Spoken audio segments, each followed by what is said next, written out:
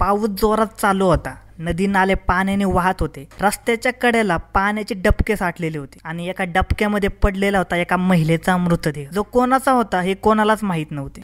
नमस्कार मित्रांनो, क्राईम कट्टा या यूट्यूब चॅनलमध्ये आपले स्वागत आहे। स्टोरी पूर्ण बघण्याआधी चॅनलला सबस्क्राइब करायचं अजिबात विसरू नका। दिनांक 20 मे 2025 चा दिवस होता। यावर्षी अवकाळी पावसाने लवकर सुरुवात केल्यामुळे पुणे शहरासह महाराष्ट्रात सगळीकडे पावसाने दलदल झाली होती। त्यामुळे बऱ्याच ठिकाणी मोठ्या प्रमाणात वाहतूक कोंडी झालेली होती। पावसाबरोबर वीज ही मोठ्या प्रमाणात होत होती। पुणे शहरामधील भारतीय विद्यापीठ पोलीस स्टेशनच्या हद्दीमध्ये असलेले शहीद कर्नल पाटील पेट्रोल पंप ते म्हशीचा गोठा या दरम्यान सर्व्हिस रोडवरील गबाडी, आंबेगाव, बुद्रुक, पुणे या ठिकाणी पावसाचे पाणी साठलेले होते।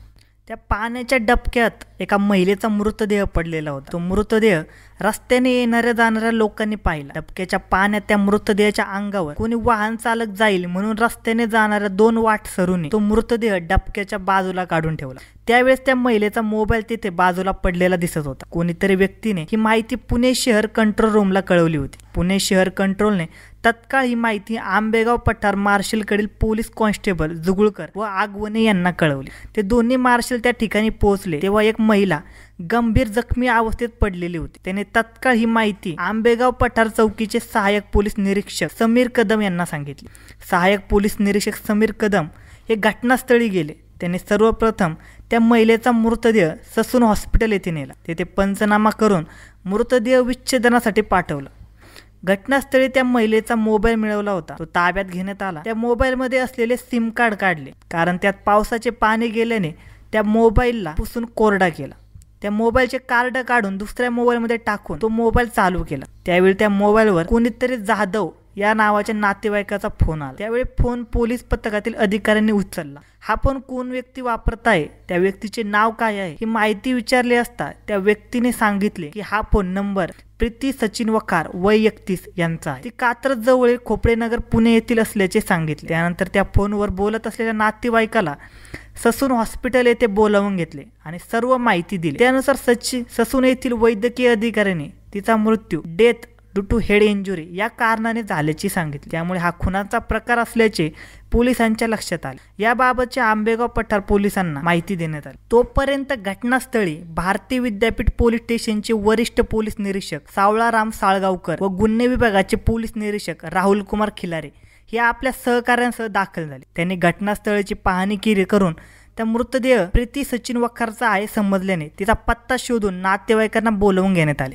वरिष्ठ पोलीस अधिकाऱ्यांनी मयत प्रीती वखारला डोक्यात झालेल्या जखमांची पाहणी केली। त्यावेळी त्या डोक्यामध्ये झालेल्या जखमा ह्या धारदार हत्याराने झाल्याचा संशय आल्याने ससून हॉस्पिटलकडील डॉक्टरांनी पोलिसांना सविस्तर माहिती सांगितली। हा खून कोणी केला असावा, खुनाचे कारण काय असावे असे एक ना अनेक प्रश्न भारतीय विद्यापीठ पोलिसांना पडले होते। म्हणून घटनास्थळी या विभागाचे डीसीपी स्मार्तना पाटील तसेच स्वारगेट विभागाचे एएसपी राहुल आवारे यांना ही भेट देऊन तपासाच्या दृष्टीने योग्य त्या सूचना दिल्या। दिनांक 20 मे 2025 च्या दिवशी या परिसरात खूप पाऊस पडला असल्याने तसेच विद्युत पुरवठा खंडित झाल्याने बऱ्याच प्रमाणात तपासात अडथळा येत होता। प्रीती वखार ही नवले पूल परिसरात कोठून आली, तिथून कोठे चालली होती याबाबत परिसरातील शेकडो सीसीटीव्ही फुटेज चेक करण्यात आले। तसेच घटनास्थळी प्रीतीचा सापडलेल्या मोबाईलचे तांत्रिक विश्लेषण केले। प्रीती ही सिंहगड रोडवरून नवले पुलाजवळ एका दुचाकीवरून आलेली सीसीटीव्ही फुटेजमध्ये दिसली। तसेच खाजगी व्यक्तीने लावलेल्या सीसीटीव्ही मध्ये चेक करण्यात आले। पावसाचे वातावरण, विद्युत पुरवठा खंडित झाल्यामुळे सार्वजनिक ठिकाणी लाईट अपुरी असल्यामुळे असंख्य अडचणी निर्माण झाल्या होत्या। त्यावेळी तेथील रोडलगत असलेल्या खाजगी ठिकाणी लावलेल्या सीसीटीव्ही कॅमेरा चेक करताना तेथे अचानकपणे वीज चमकल्यामुळे झालेल्या प्रकाशात ती महिला एका रिक्षामध्ये बसताना दिसून आली। त्यावेळी त्या रिक्षाच्या वर्णनाची पाहणी केली असता ती रिक्षा TVS कंपनीची व तिचे मागील बाजूस हुड निघालेले अशी दिसू काळ्या रंगाची असल्याचे निदर्शनास आले। त्या रिक्षाचा शोध घेण्यासाठी पोलीस कर्मचाऱ्यांना सूचना दिल्या। तपासाच्या दृष्टीने वेगवेगळ्या 3-4 तपास टीम तयार करण्यात आल्या। संपूर्ण भारतीय विद्यापीठ पोलीस स्टेशनचे सर्व अधिकारी व कर्मचारी या तपासामध्ये सक्रिय सहभागी झाले। त्या रिक्षाचा शोध घेण्यासाठी पुणे RTO कडून TVS कंपनीच्या पुणे शहरामध्ये रजिस्टर असलेल्या 1078-4 रिक्षाची माहिती प्राप्त करून त्या रिक्षांपैकी 1200 रिक्षांची वाहतूक विभागाकडून झालेल्या दंडात्मक कारवाईचे चलनावरून रिक्षाचे पुढील व मागील फोटो प्राप्त केले। तरी खात्री करण्याकरता त्या रिक्षाचा नवले पुलाकडून कात्रजकडे जाणाऱ्या हायवेवर असलेल्या 150 सीसीटीव्ही कॅमेराद्वारे रिक्षाचा शोध घेतला। त्यावेळी ही रिक्षा शाहरुख शकील मंसूर वय 27 राहता सध्या lane number 16A Sayyadnagar Inamdar स्कूलजवळ हडपसर पुणे याची असल्याची समजल्यानुसार त्याचे रेकॉर्ड काढले।